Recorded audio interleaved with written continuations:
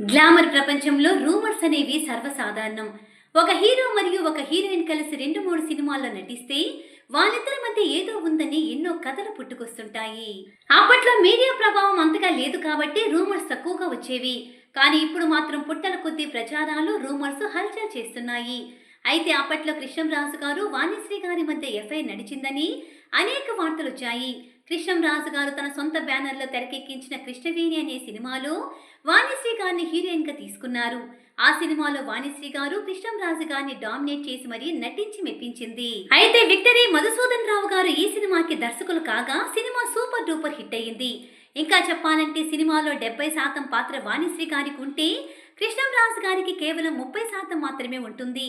ఆ తర్వాత వీరిద్దరి కాంబినేషన్లో భక్త కన్నప్ప సినిమా కూడా వచ్చి బ్లాక్ బస్టర్ హిట్ అయ్యింది.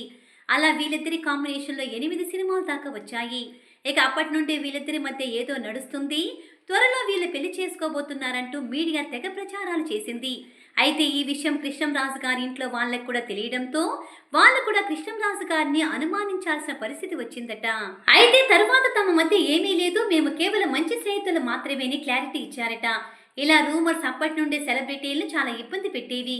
కృష్ణంరాజు గారు అప్పట్లో వాణిశ్రీ గారు మరియు జయసుధ గారి నటనను బాగా ఇష్టపడేవారు. అందుకే వారితోనే ఎక్కువగా సినిమాలు తీయడానికి ఆసక్తి చూపించేవారు.